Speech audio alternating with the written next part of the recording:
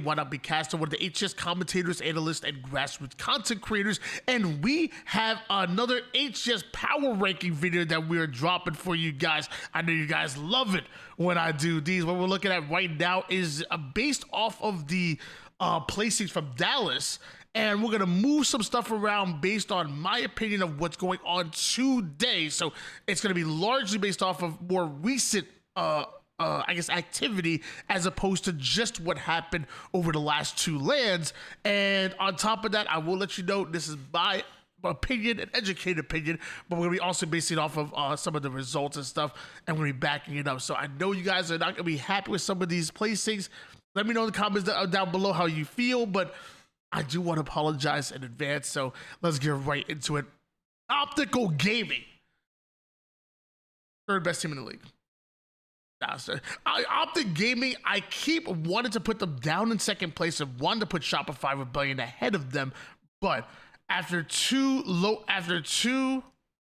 amazing runs, and I mean incredible runs through the lower bracket round one into the grand finals, it kind of brings up more questions, because like, well, how do we keep getting in a position where we're in lower bracket round one to begin with? We keep getting upset in pool play, we keep getting beat out in the round one of winners, but somehow they get better in the lower bracket. I think you could probably still make an argument that Optic are the second best team in the league, but the fact that they won back-to-back tournaments, and again, in the crazy way, you have to put Formal, Bound, Renegade, and Legend in the number one spot. They won the only two lands so far, or the only two lands that count as far as majors so far this year. They're staying in your number one spot. Where people are gonna get mad at me is I'm putting Shopify Rebellion back in the number two spot. With the changes that FaZe and SSG ultimately made, there's more question marks that were brought up, where even going into Dallas, I felt like I had Shopify Rebellion top two, top one, and I want to put them back up there. Maybe, just maybe, it was a bit of a fluke that they didn't ultimately get where they wanted to back at Dallas. We'll find out at the next event in SOC. Where things get interesting is FaZe and then also SSG. And where do we have them? Don't forget, TSM finished top four. So the question now becomes, do we automatically usurp some of these teams? TSM hasn't even played yet, to my knowledge, since, let me just double check that real quick. Yeah, to my knowledge, since Dallas. So it's like, do we keep their number four spot, or do we move an SSG ahead of them with their new roster, bringing in Suppressed and Falcated, and FaZe also bringing in Lucid and Snakebite? I think for today, I think we do. I think right now, I've seen more of SSG.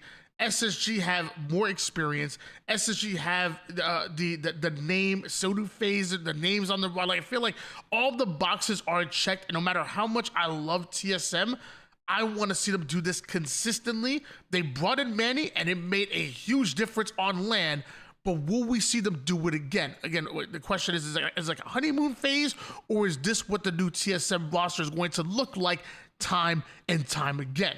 Meanwhile, FaZe and SSG are an interesting one, because I know with SSG's playstyle, a lot of people want to put SSG ahead of them, maybe in that tertiary spot. But we're going to rewind to the event where SSG finished out. I'm sorry, excuse me. And I apologize.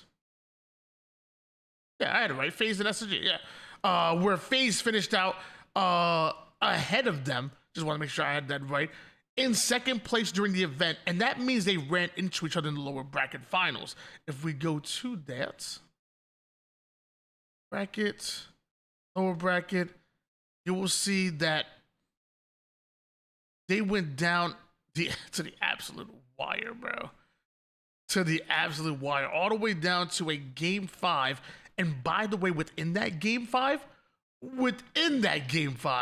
it was a 50-49 in favor of FaZe. Snakebite ended up 5 Stellar from like across the map right there. Didn't actually see exactly how that happened, but it was really that close. So it's amazing to me how close these two teams are. And honestly, I hope it stays that way. I like the rivalry now between FaZe and SSG is freaking real, bro. Like, you have Optic and Shopify rebelling with a bit of a rivalry right then and there, and then you have FaZe and SSG with kind of a bit of like a bad blood rivalry a little bit. Like, dude, Stellar and Eco losing a snake bite, they're gonna go at each other and whatnot, and it's going to be really fun to watch. So I hope it ultimately stays that close, but I feel like we have to have FaZe in that third place spot, even though it was just a 1 kill win.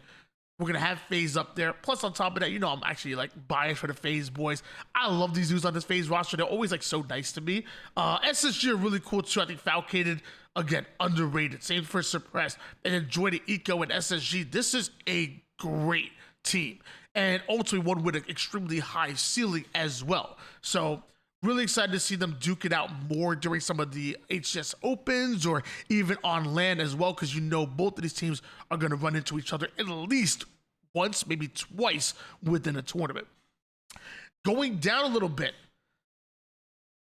as much as I would love to raise a team like Envy or even this new Complexity roster, we'll talk about them a little bit as well, I feel like with TSM, they got a fourth place. They got fourth place back at Dallas. They haven't played since. I don't want to drop them too much. I did want to leave TSM exactly where they are. Where things get a little bit dicey is where do we have Nemesis? Because if we go to the EU Open Series, for the first time, we have Zero Tenacity beating out Team Nemesis. And as much as anybody wants to say, oh, well, it's just the first time they beat them, you know, honeymoon phase, this is that and the third, well, you can say that, or you can say the difference of them ultimately bringing in Bass Toss as their fourth for the first time. Maybe this becomes a consistent thing with Zero Tenacity. I don't know. I'm a firm believer in Team Nemesis, but we can't deny the fact that Team Nemesis ultimately losing out to Zero Tenacity, who weren't even in that top 12, you know, conversation much, I would say, is huge. It really is huge for them. And does that create a bit of a ripple effect? So we'll leave Team Nemesis here for now, but let's talk a little bit about Envy, and then maybe we'll talk a little about Complexity. We'll save Cloud9 for later on. Complexity, fourth place during the HCS Open Series. Pretty crazy if you asked me. This new Complexity roster seemingly coming out of nowhere, by the way, of YNOT, King Nick, I was a Gen G, former Gen G duo, YNOT, King Nick joining Mental and Cherished. And for some reason, this Complexity team just freaking works, bro. This Complexity team just works. They end up 3-0 Ascending Baseline, which, by the way, Ascending Baseline were fantastic as well. They upset Cloud9 even, I believe, in some of the earlier rounds. Actually, I could probably in some of the earlier rounds. So great for them and their new roster. But Complexity really seemed like the real deal. Them and Envy are the big question marks right now. I feel like based on the results, the fact that Complexity did make it around further than Envy should be enough to have them usurp Envy. But I think what Envy have on their side is a bit more consistency, and we've seen more of them. So I'm going to say with this, I'm going to say for now, we have Envy ahead of Complexity. I'm going to say for now. I like what they've done consistently. I really like this Envy roster. Did a real deal. Online, LAN qualifier, pressure, spotlight, everything went on them. I want to see a little bit more of Complexity, although I will say, based on the results, you can make a very good argument that Complexity are ahead of Envy. You can make a good argument. I'm not going to do that, but you can make a very good argument. Meanwhile, Cloud9, top 12 in the Open Series, abysmal. I mean, how many times have we been talking about this Cloud9 roster? Like they're the second coming. Like we talked about them taking SSG to a Game 5 and almost taking their spot in Championship Sunday. We talked about them getting a fourth place spot during the Open Series before Arlington. We talked so much and hyped up this Cloud9 squad that in top 12, which again, I don't want to take anything away from Ascending Baseline and what they did, but and it's crazy. I wear the Cloud9 shirt. I'm sitting in the Cloud9 chair. You know, I love me some Cloud9. But that was just not good. and we're gonna put them in last place here. Meanwhile, Redemption, very good in top 8 for their first showing. You have Sparty and Lethal rejoining each other. Where the hell did that come from? Breaking Shot coming and reuniting with Spartan as well, and the same for Huss. So you have 3/4 of that complexity roster from like one of the original complexity rosters, excuse me, and then coming in instead of Precision, I guess you have Lethal coming in, and that makes up your entire Redemption roster. So hopefully they're looking to redeem themselves, and maybe we see them fall under a Gen G or an Omit roster, but as of right now, I think this is my top 10, and I'm going to stick to it. Got to keep Optic in the #1 spot, although I keep saying, how do you keep ending up in the lower bracket round 1? Good, like they're winning tournaments, but it's like, where's the consistency there? Shopify Blade at #2. FaZe and SSG can honestly share the #3 spot with how close they were in their series with their new respective teams. TSM will keep them still in the top 6. I want to see them scrim. I want to see more of them. Nemesis, this is a squad that can lose their spot, especially if they lose another matchup to Zero Tenacity. Envy, I love what they've been doing recently. They're starting to gain a little bit of consistency, experience. They're so damn good. Complexity, look like they could have an even higher ceiling if they keep up what they did last weekend. We can see them fly up these rankings. Redemption, I want to see more of them, and Cloud9 need to step it the frick back up. And that's my HCS power rankings. If you guys like this type of content, don't forget to like, subscribe, comment down below. Let me know if you disagree on something. Let me know if you like. Tell me I'm dumb. Tell me I'm fat. Whatever it is, this is a community thing. I want it to be more of a discussion. So you guys definitely active on some of the previous videos. Keep it up. Let's have a discussion here, and don't forget, every time you interact with the video, it pushes it to the algorithm to push it out to more people that might enjoy this type of content. So, excuse me.